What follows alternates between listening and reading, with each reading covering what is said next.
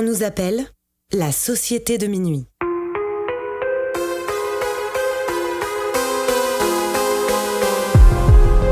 Séparément, on pourrait croire que nous sommes tous très différents les uns des autres.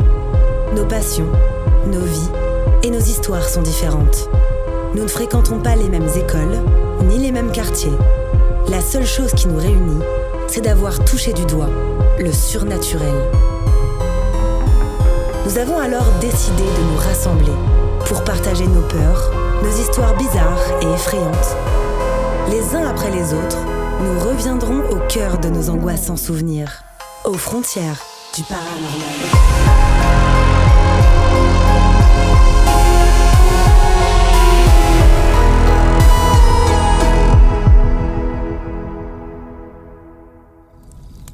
Si vous écoutez cet enregistrement, c'est bien parce que, vous aussi, vous partagez cette fascination pour l'étrange.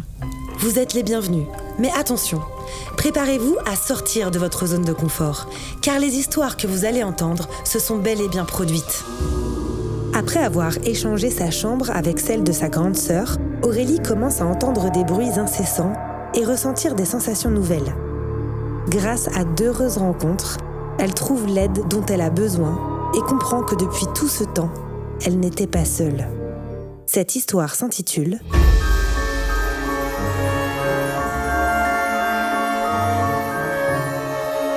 Elisabeth.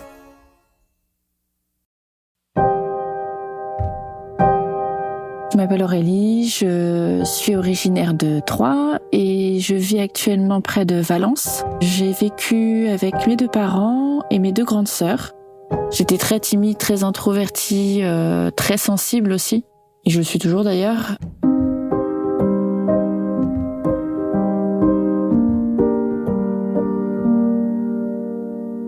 La première fois où j'ai vécu des choses un petit peu étranges, c'était chez mes parents, dans ma chambre.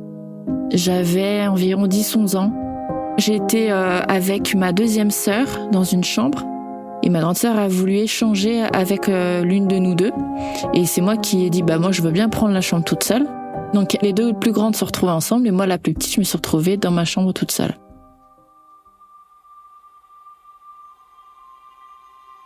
Les premiers bruits, on va dire, un peu étranges que j'ai commencé à avoir, ça avait été comme quelqu'un qui grattait sous mon lit. C'était un petit lit classique en bois, tout simple, très costaud, c'est un vieux lit. Donc autant, ça pouvait un peu grincer le bois, mais là, gratter comme des ongles, c'était un peu, voilà. Ça toquait par moments aussi. J'avais très froid aussi. Je pouvais mettre des fois 10 couvertures sur moi, je tremblotais, quoi. C'était affreux. J'étais un peu pétrifiée, en fait.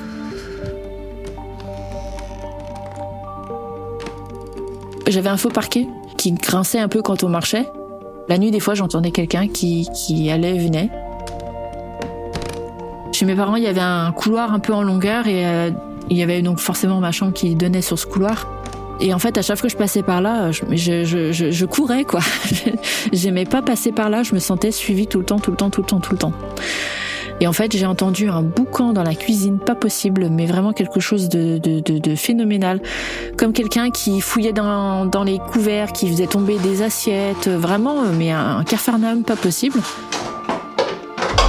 Comme je sais que ma mère avait l'habitude de vider le lave-vaisselle très tôt le matin, je me suis dit, c'est peut-être elle, donc je vais aller voir. Mais je trouvais ça un peu étrange quand même, parce que ça faisait vraiment beaucoup de bruit. Et en fait, vraiment, au moment où je touche la poignée de la porte, plus aucun bruit. Mais c'était vraiment... J'y vais, d'accord. Je me suis dit, je vais trouver quelque chose par terre, c'est pas possible. Non. Il y a pas un plat qui est tombé, il y a rien du tout. Puis je sais pas pourquoi, je vais jusqu'au bout de la cuisine, parce que la cuisine est un petit peu en longueur. Et au bout de la cuisine, il y a une table avec des chaises. Et donc je m'avance jusqu'à cette table, et j'entends comme si on faisait tomber un énorme plat par terre et qui éclatait. Je me retourne et il y avait toujours rien. Je sais pas comment j'ai fait pour m'endormir ce soir-là, mais je me suis endormie. Et ce qui est fou, c'est que personne s'est réveillé en fait cette nuit-là. Enfin cette nuit-là, c'était fin de la nuit, début du matin. J'ai tenté d'en parler le lendemain matin. Vous avez pas entendu du bruit cette nuit? C'était peut-être chez les voisins. Enfin, j'ai un peu dit comme ça, et personne, non, rien entendu. Pour moi, c'était pas suffisant pour dire il se passe quelque chose en fait, et j'avais vraiment pas envie de passer pour folle quoi. Enfin vraiment, j'avais très peur de ça.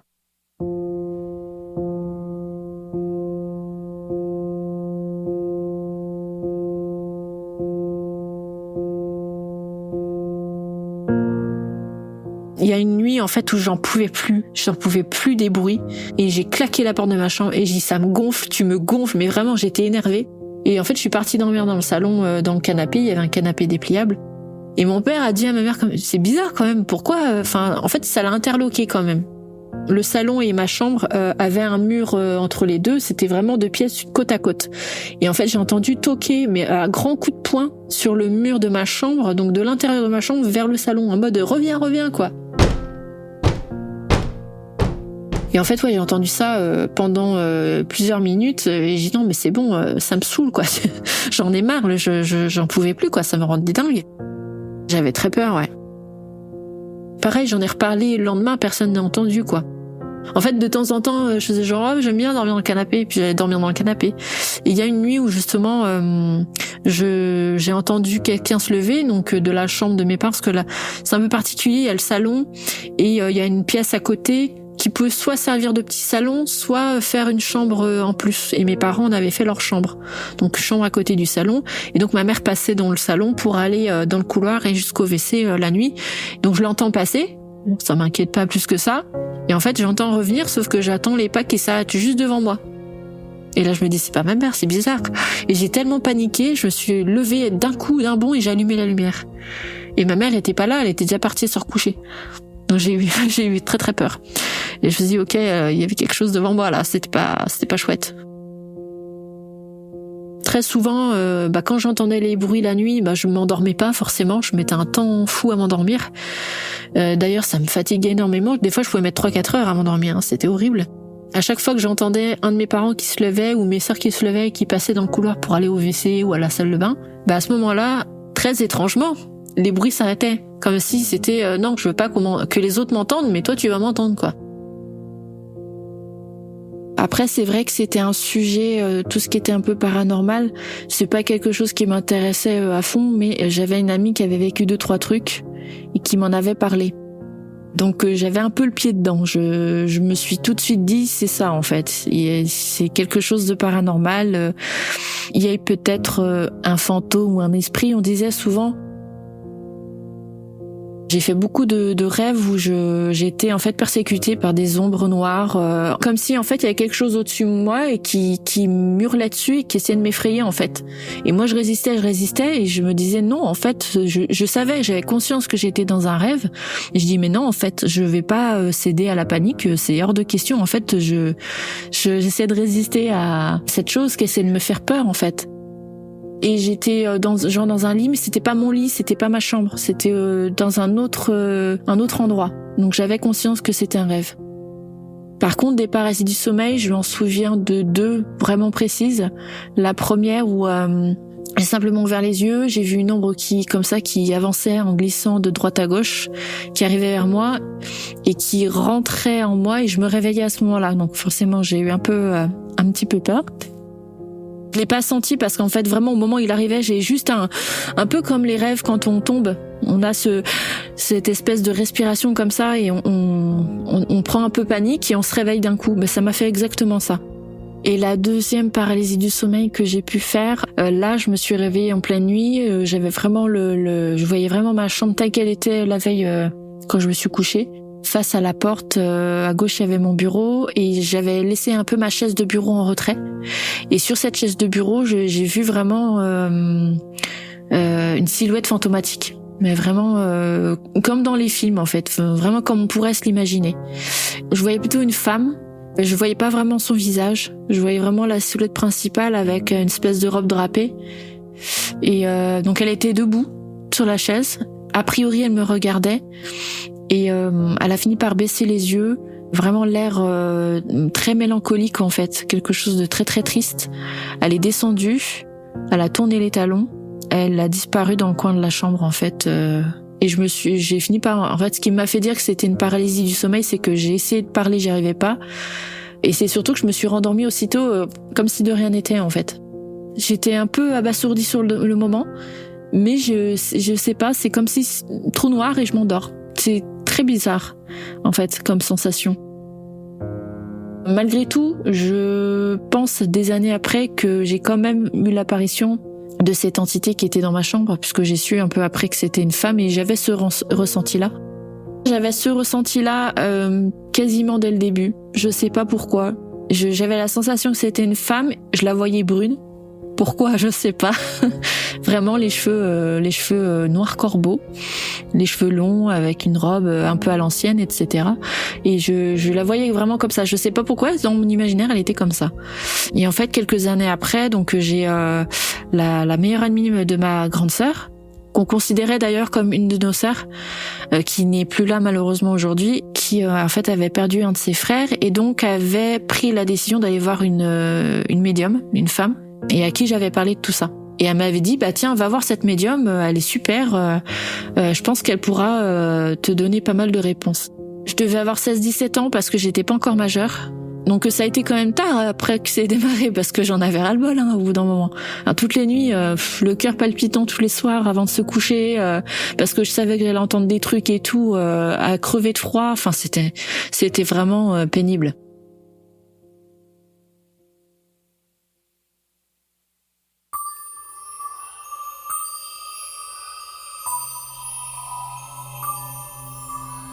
Je prends assez rapidement rendez-vous avec elle, je l'appelle.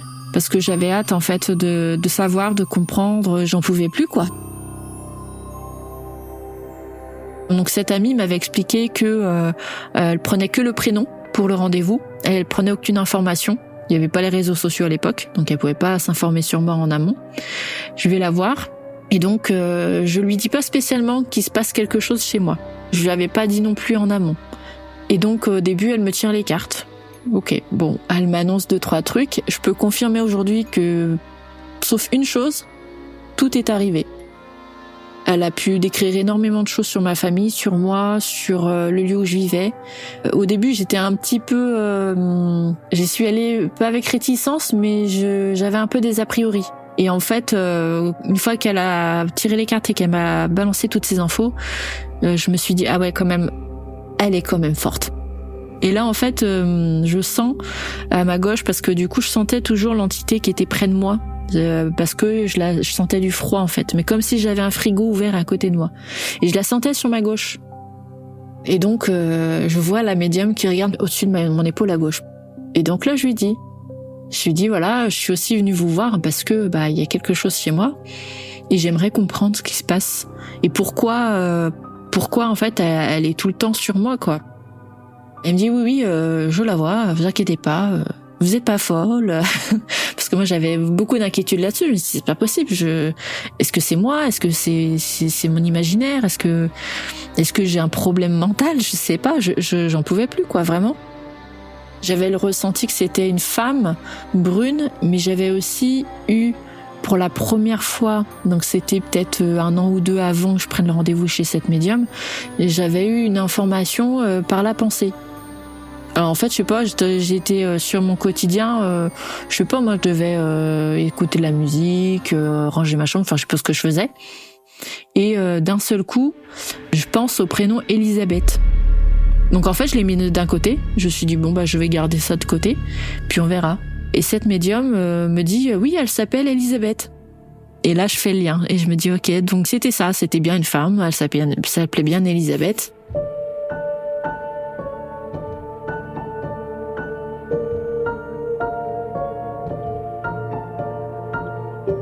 Elle m'a pas raconté beaucoup de sa vie. Elle m'a plus expliqué qu'elle était bloquée dans cette dimension-là avec nous. Mais en fait, elle avait perdu un enfant et ça l'avait tellement minée que elle était dans une tristesse et une mélancolie pas possible et très très profonde. Alors je sais pas de quoi elle est morte, mais en tout cas, elle est restée avec ce chagrin-là une fois son décès. Et je pense qu'elle était pas très âgée quand elle est décédée, mais je sais pas de quoi elle est morte. Et elle m'a dit, je pense qu'il y a eu... alors, c'est quelque chose qu'on dit, je sais pas si c'est vrai, c'est que quand on a été addict à la drogue ou aux médicaments pendant sa vie, quand notre âme quitte notre corps, on a plus de chances d'être bloqué. Bon, je sais pas si c'est vrai, en tout cas, c'est ce qu'elle m'a dit. Apparemment, elle aurait eu une addiction aussi, peut-être à cause d'une maladie, ou peut-être à cause de la mort de cet enfant, je sais pas. Donc elle m'expliquait que cette âme qui était chez nous, donc Elisabeth, aimait bien en fait nous regarder vivre. Ça devait là un peu la réconforter. Elle me dit elle aime bien vous regarder dormir. J'ai fait ok. J'ai dit c'est pas très bon. J'en avais plus trop peur parce que j'avais bien conscience qu'elle me voulait pas du mal, sinon elle l'aurait fait depuis longtemps. Elle me dit elle a pas de lien avec vous. Je veux dire c'est pas une ancêtre par exemple. Elle me dit moi je peux la faire partir. Mais elle dit ça demande une intervention chez vos parents. Et elle dit le souci c'est que vous êtes mineur, vous êtes pas chez vous et il faut l'autorisation de vos parents. Et j'ai dit on peut pas parce que mes parents ils m'ont pas écouté et ils ont pas été ouverts à ce sujet-là et ils auraient jamais accepté qu'elle intervienne. Donc du coup j'ai laissé couler. Je l'ai gardée avec moi pendant encore quelques années. En fait même pendant le rendez-vous avec la médium, je lui ai parlé, j'ai dit ça serait cool que tu calmes un peu les bruits parce que j'en ai marre. J'ai dit je sais que t'es là de toute manière donc voilà. Et j'ai dit je trouverai une solution plus tard quand je serai majeure, que je serai partie de chez mes parents, peut-être que là je pourrais faire quelque chose, mais pour le moment j'étais un peu bloquée dans la situation.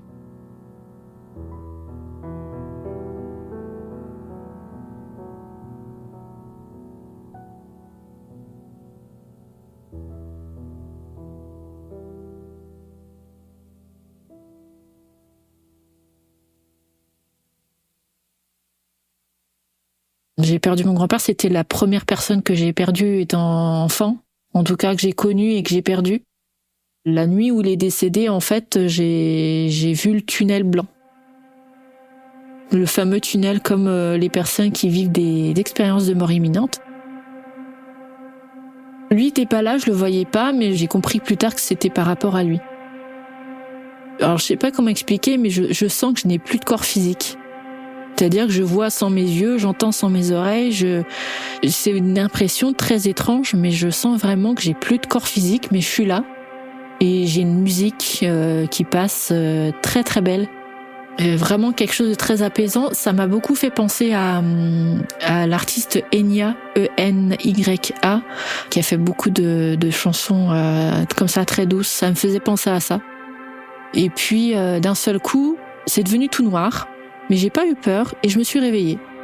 Je regarde comme ça machinalement l'heure. Il était dans les 3 heures passées du matin. J'ai plus l'heure exacte, mais vers 3 heures du matin.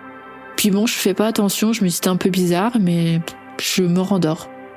Et le lendemain matin, je suis en train de me préparer dans la salle de bain. Et là, j'ai ma sœur, ma deuxième sœur, qui vient me voir et qui m'explique que notre grand-père est décédé dans la nuit. Et étrangement, elle me précise l'heure.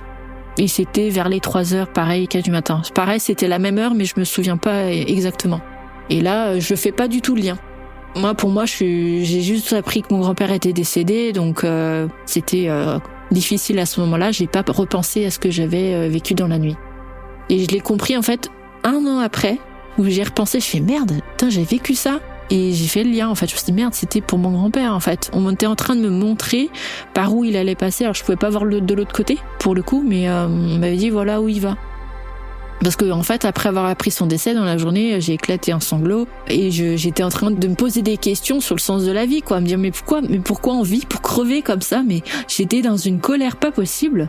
Et en fait, c'est après, je me suis dit, mais en fait, on m'a montré ça pour m'apaiser, en fait, mais je l'ai pas compris tout de suite. Et peut-être 1 an et demi après, donc pareil, pendant la nuit, je dormais et puis d'un seul coup, je me retrouve dans un couloir avec tout plein de portes sur les côtés. Un long couloir blanc, quelque chose de très, pareil, apaisant, hein, vraiment pas effrayant ni étrange. Et il y a un être à côté de moi. Je vois pas son visage, mais je sais qu'il y a quelqu'un à côté de moi. C'est pas n'importe qui, en fait. Je sais pas comment le dire, mais voilà, je ressens ça. Et puis on marche tranquillement dans le couloir et puis il me dit, tu sais, ton grand-père, il est pas mort. Alors moi, je tilte, je dis, si, moi j'avais fait mon deuil, tout allait bien. Je savais que mon grand-père était décédé, il y a pas de problème. Je dis non, je t'assure, il est pas mort. Et là, d'un seul coup, je me sens glisser vers une des portes, donc sur ma gauche.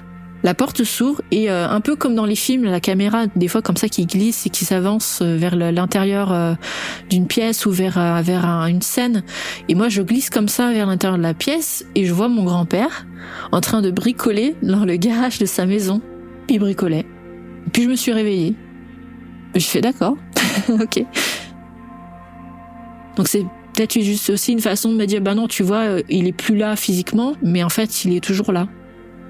Ça va petit à petit m'amener à croire qu'il y a vraiment quelque chose au-dessus de nous. Comme je disais, j'étais vraiment à re-questionner le sens de la vie quand mon grand-père est décédé, à pas comprendre, à être complètement à dire mais ça sert à rien, au final c'est pour mourir, je vois pas l'intérêt. Et en fait, c'était peut-être me dire mais non, en fait, il n'y a pas de fin, en fait. Quand il y avait Elisabeth qui faisait des bruits, je me disais juste c'est un fantôme, quoi, un esprit. Tu sais, vraiment l'imaginaire d'un enfant, enfin dans l'esprit d'un enfant, c'est ça. Et en fait, je m'arrêtais juste à ça. Et je me posais déjà des questions avant. J'avais très très peur de la mort, par exemple. Pourquoi, je sais pas, mais j'avais extrêmement peur.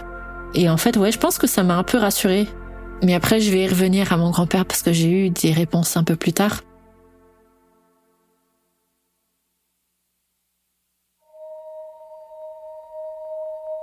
Quelques années plus tard, alors que sa grand-mère, la femme de son grand-père décédé, est gravement malade, elle va rêver d'elle et faire pour la première fois ce qu'elle considère être un rêve prémonitoire.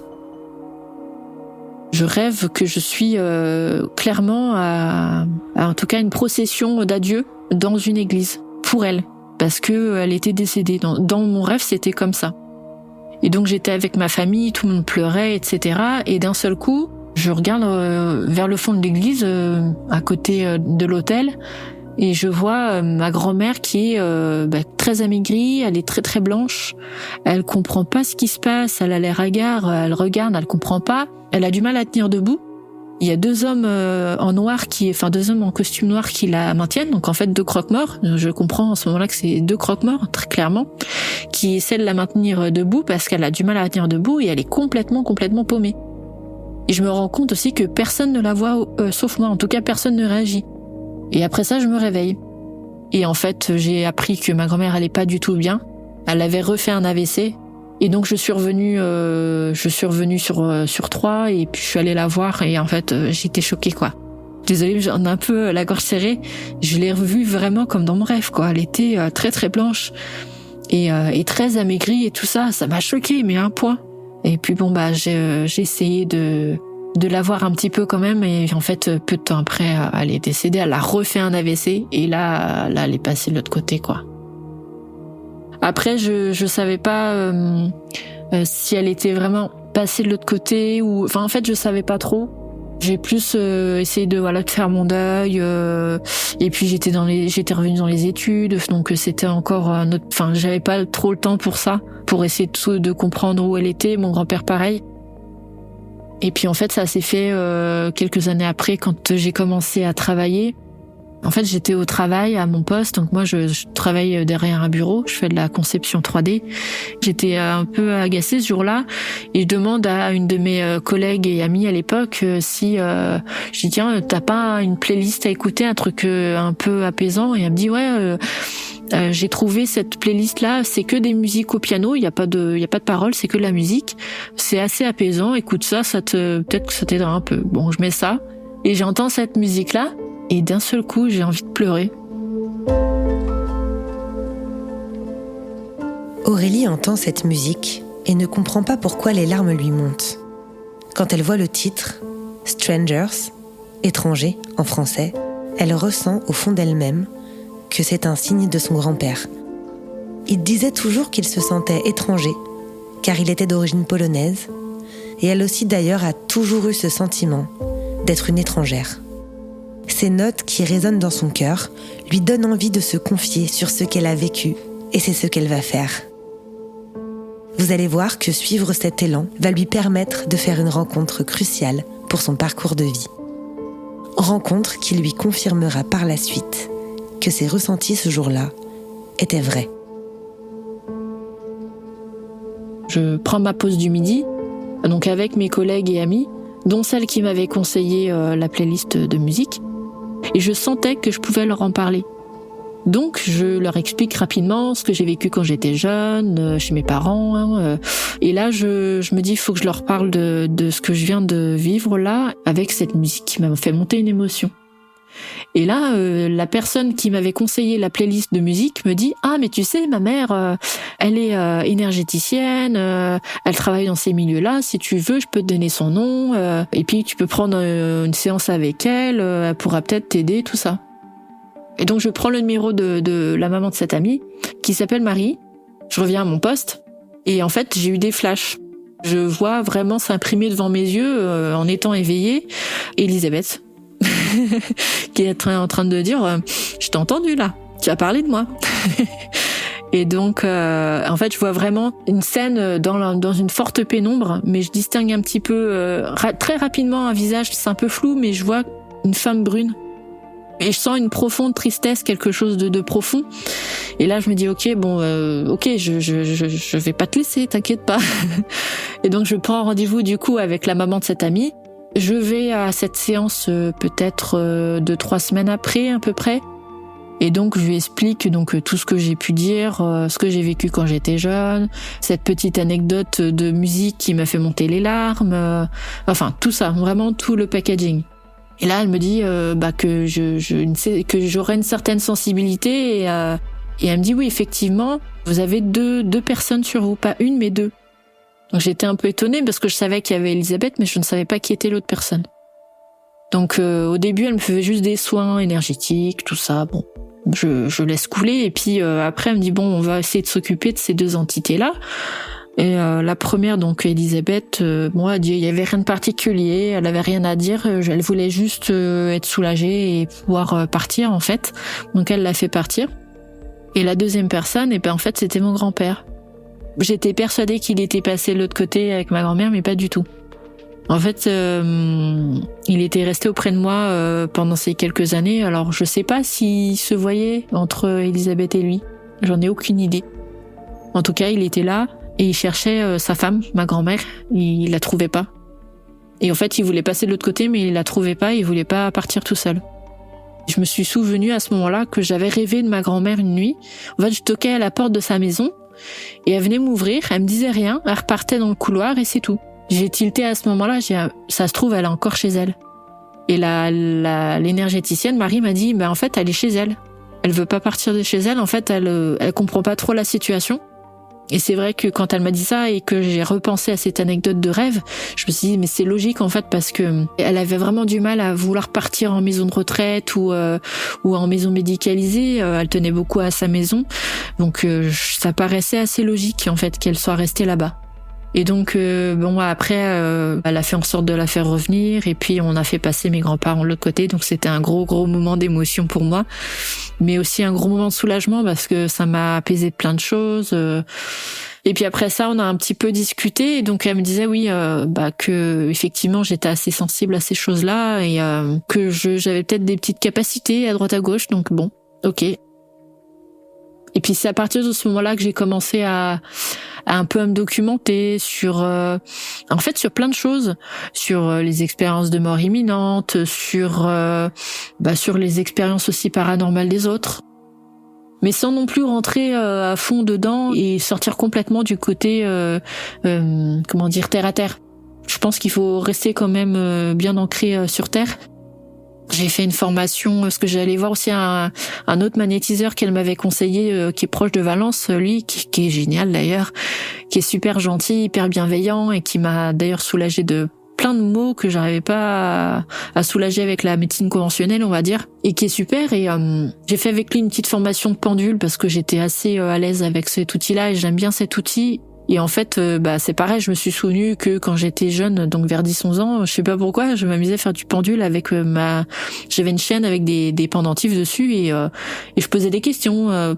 Voilà, c'est un truc que je faisais, je m'en souvenais même plus sur le moment, ça m'est revenu à ce moment-là. En fait, depuis toujours, je ressens quand il y a quelque chose. Même encore aujourd'hui, je le sens quand il y a du monde autour de moi. Et des fois, je vais ressentir même l'émotion de la personne qui est là. Ça m'est arrivé il y a pas longtemps. Je sais pas pourquoi, je ressentais qu'il y avait quelqu'un d'un peu fâché, pas contre moi, ou ni contre ma famille, mais qui était un peu énervé, agacé. Et je ressentais que c'était un monsieur assez âgé. Je le voyais avec une moustache et tout, enfin je sais pas, c'était rigolo, mais je le visualisais même. Et en fait, quelques semaines après, j'avais un rendez-vous chez mon magnétiseur pour 2-3 trucs perso, et en même temps, je lui ai posé la question. Il me dit oui, il y a un vieux... en fait, je lui avais rien dit, je lui ai dit, il y a une présence chez moi, tu peux me dire ce que toi tu ressens et tout.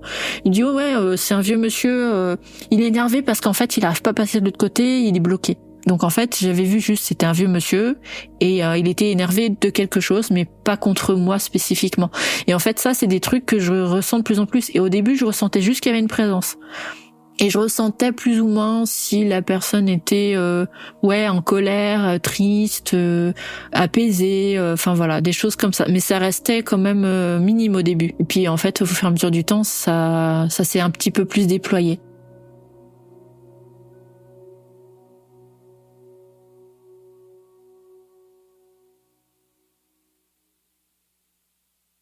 Mon conjoint, qu'est-ce qu'il en pense de tout ça? C'est un peu délicat. Quand je suis revenue du rendez-vous avec l'énergéticienne, je lui en ai parlé. C'était la première fois. Il m'avait accompagnée en fait au rendez-vous parce que c'était pas à côté, il y avait un peu de trajet. Et je lui ai juste dit que j'allais voir une énergéticienne. Bon après, il a rien dit de spécial, hein. Je lui ai pas spécialement expliqué pourquoi. Il m'a dit ok, et puis il m'a vu sortir toute tourneboulée, mais voilà. Et donc on est rentré du rendez-vous et là je lui dis il faut que je te parle de quelque chose et là il a eu peur que je lui annonce une mauvaise nouvelle. Je fais non, je sais que c'est un peu particulier. Elle dit après je te demande pas de croire ou pas croire, je te demande juste d'être tolérant.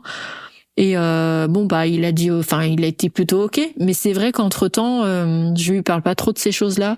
Mais en même temps, je sais que il a un petit doute. Il a un petit doute parce que petite anecdote, il était dans la salle de bain chez nous. Je suis passée rapidement dans le couloir et en fait, ça a fait bouger la porte. Ça fait un petit courant d'air et ça fait un peu bouger la porte. Et là, il m'a dit, c'est toi qui es passé dans le couloir? Donc, un peu flippé, quoi. Et j'ai dit, oui, c'est moi, t'inquiète pas. Donc, je pense qu'il y croit un peu, mais qu'il veut pas trop se l'avouer ou que par crainte, il veut pas trop admettre. Donc, du coup, je préfère pas trop lui en parler. C'est le truc un peu compliqué des fois. Parce que des fois, je vais avoir des ressentis où j'ai une anecdote il y a pas très longtemps, fin novembre 2023. J'ai mes parents qui sont venus à la maison et une de mes 2 sœurs qui sont dormis à la maison. Mes parents dans la chambre d'amis et ma sœur dans le canapé dans le salon. Et donc moi, mon conjoint dans notre chambre. Et en fait, cette nuit-là, j'avais du mal à m'endormir, sachant que je m'endors très vite d'habitude. Après, je savais qu'il y avait quelque chose qui se promenait chez nous parce que je l'avais ressenti. Et la veille, mon fils, parce que j'ai un petit garçon de 1 an maintenant, n'arrêtait pas de tendre la tête comme ma mère le portait. Il arrêtait pas de tendre la tête dans le cellier et de regarder comme ça à droite à gauche. Et c'est tout ce que les enfants voient beaucoup de choses. Et je dis ok, il y a quelque chose. Même moi, je ressentais qu'il y avait un truc, mais j'arrivais pas à le définir. Et donc j'avais du mal à m'endormir. Et puis d'un seul coup, j'entends un gros dans la cuisine. Sur le moment, je me dis peut-être que en démarrant le lave-vaisselle, il y a quelque chose qui s'est promené dedans, qui a tapé. Au début, je me dis ça, mais je me dis c'est un peu gros comme bruit. Puis ça recommence comme ça. Ça a dû arriver 7-8 fois assez proche. Et là, je me dis c'est bizarre. Puis en plus, ma sœur était dans le salon juste à côté. La cuisine est ouverte sur le salon. Je dis elle a dû entendre, c'est pas possible. Mais je l'ai pas vu se lever, ni mes parents. Puis je laisse couler et puis d'un seul coup je sens une présence dans ma chambre, mais un truc très très très très lourd. Je sens qu'on m'observe en fait et je ressens vraiment comme si on me disait mais t'as entendu, je sais que t'as entendu, pourquoi tu réagis pas en fait? Et j'avais vraiment cette impression qu'on me disait ça. Et en fait là j'avoue j'ai eu un peu peur quand même et j'ai pas réagi, j'ai fait mine que je dormais et en fait ça s'est arrêté et puis j'ai laissé couler, j'ai réussi à m'endormir. Donc le lendemain, je pose la question à tout le monde. Je dis à mon conjoint, t'as entendu, ça a tapé hier soir dans la cuisine. Et puis j'ai fait mine comme ça, ça devait être le lave-vaisselle certainement, mais t'as entendu un truc? Il me dit non. Je demande à mes parents, pas entendu. Je demande à ma sœur, rien entendu. Et c'est là que ma sœur me dit, ouais, mais en plus, parce que ma sœur était malade à ce moment-là, elle avait un bon rhume, donc elle avait du mal à s'endormir. Et elle me dit, j'ai mis au moins 2 heures à m'endormir, c'était la galère. Donc je me dis, elle a forcément dû entendre. Et en fait, elle a pas entendu. Et donc, j'ai pas voulu, moi, chercher ce qui se passait. Et ça m'avait un peu foutu les jetons, je sentais que c'était un truc pas très cool. Donc j'ai appelé le magnétiseur qui est sur Valence. J'avais pris un rendez-vous avec lui et je l'ai appelé, je lui ai laissé un message, je lui ai dit par contre, est-ce que t'aurais vraiment juste 10 minutes à m'accorder? Il y a un truc pas cool chez moi et je sais pas comment m'y prendre, j'ai du mal à comprendre ce que c'est. Et il me dit ouais, il y a un truc pas chouette effectivement. Il me dit il se planque quelque part. Et il me dit est-ce que t'as un panier à linge chez toi? Et je dis ouais, un panier à linge, oui, bah comme beaucoup de gens quoi, j'ai un panier à linge. Il me dit il est dedans, il se planque là-dedans.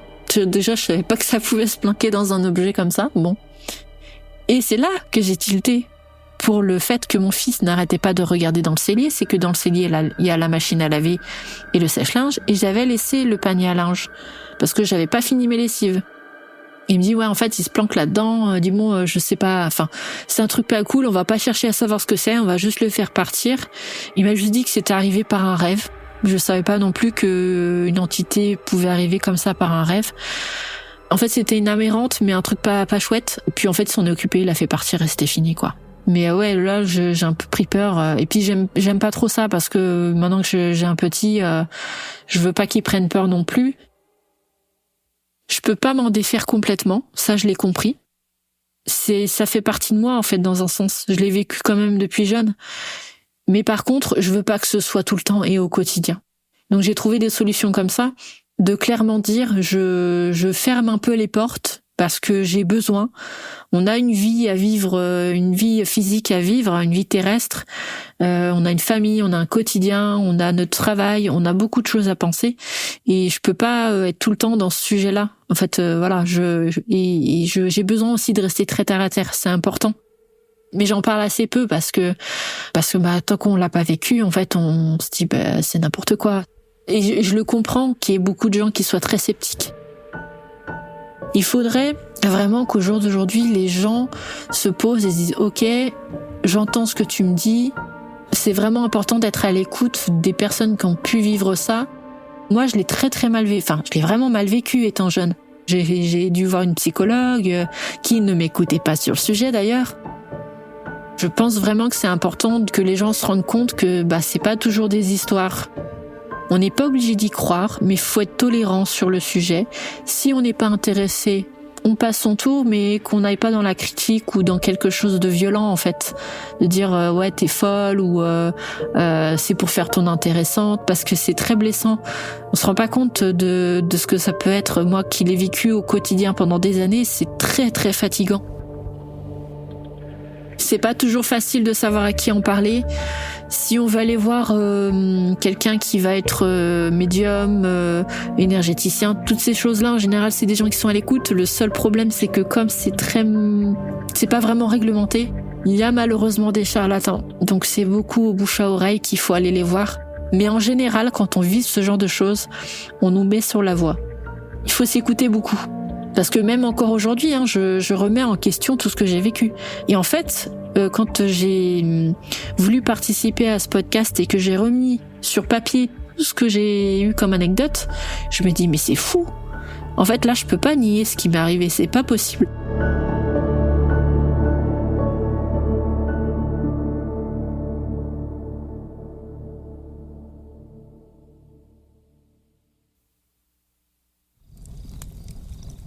Vous êtes maintenant arrivé au bout de cette histoire. Avant de partir, venez me dire ce que vous en avez pensé en laissant un commentaire sur votre plateforme d'écoute préférée ou sur Instagram. Et n'oubliez pas, si vous aussi, vous avez le courage de vous plonger dans vos souvenirs les plus étranges, prenez contact avec moi, venez me raconter vos histoires et vous ferez vous aussi partie de la Société de Minuit.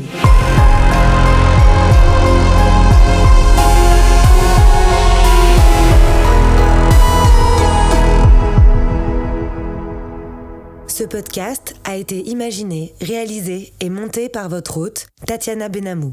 Il est mixé par Dimitri Benamou et la musique du générique a été composée par Jérémy Marlon.